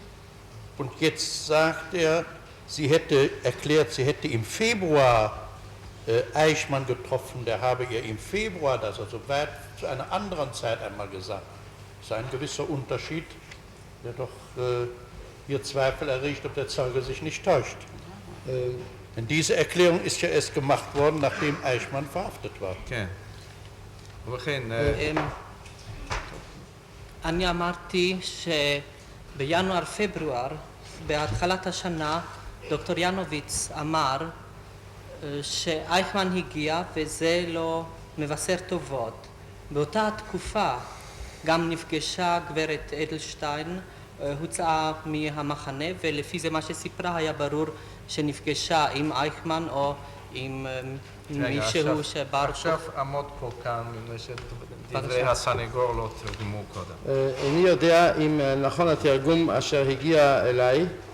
בתרגום אשר נמסר לי על סגן פרקליט המדינה מר בך נאמר, וכאן בעניין זה הייתה כנראה ידו של אייכמן, כי גם אדון אדלשטיין אמר לי גברת אדלשטיין. כן, זה מה כן, ששופט הלוי תיקן, אבל אלה היו דברי הסנגור. והיתר היה זהה, אני לא חשבתי. כאן ישנו הבדל בזמן, כמדומני שעכשיו הוא אומר יוני, ששם הוא אמר, הבוקר הוא אמר יוני, ואילו כאן הוא אומר כי בפברואר פגשה הגברת אדלשטיין באייכמן. אם כן, יש לי חששות אם אין העת מושפע על ידי מה ששמע לאחר מכן. וכן, השאלה היא זאת, מתי שמעת את הדברים האלה מגברת אדלשטיין, בפברואר או ביוני?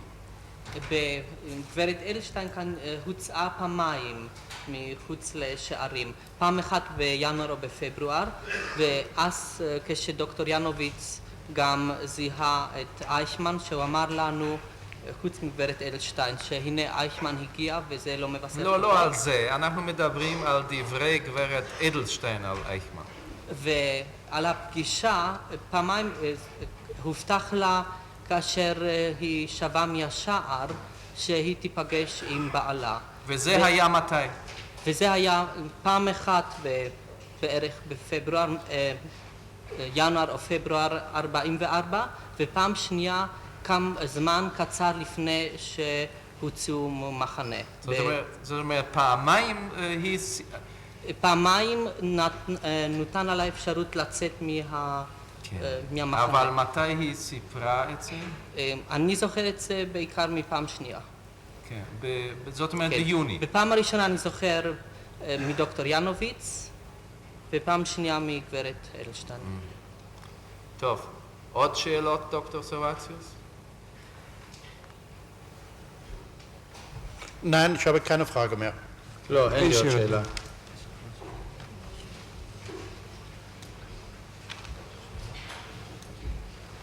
אני מצטער, זה עוד לא ברור מה נכון. פה כתבת בעדותך, אמרת שגברת אדלשטיין סיפרה לך את זה בפברואר. היא פעמיים סיפרה לנו היא שנפגשה... סיפרה לך אותו הסיפור פעמיים? בערך אותו הסיפור שהובטח לה שיפגשו עם בעלה. היא סיפרה לך את היא תוכן הסיפור הזה פעמיים? כן, שהובטח לה שיפגשו עם בעלה. ופעמיים היא הזכירה את שמו של אייכמן? פעם הראשונה בעיקר ידענו על ידי... מה זה בעיקר? אני שואל על גברת אדלשטיין. היא אמרה שהובטח לה על ידי אייכמן. פעמיים היא אמרה את זה? פעמיים, כן. בפברואר היא אמרה אייכמן? בפברואר אמרה בפירוש מאייכמן, ככה אני הבנתי בפברואר, כן? כן. ובמאי אני הבנתי שעל ידי אייכמן או מישהו שדיבר בשם של אייכמן. ובכן בפברואר זה היה ברור מאוד שזה היה ממש מאייכמן, וביוני על ידי בר כוחו או ממנו. וחזרה גם אחרי יוני? בבקשה? היא חזרה למחנה שלכם? כן, היא חזרה כמובן. ובסוף היא הוצאה וזמן מאחרי כן הוציאו אותה והיא לא חזרה, ואחרי כן נודע לי שהוצאו להורג. טוב, מר בקון, סיימת את עדותך הסופית. אנחנו נפסיק עכשיו.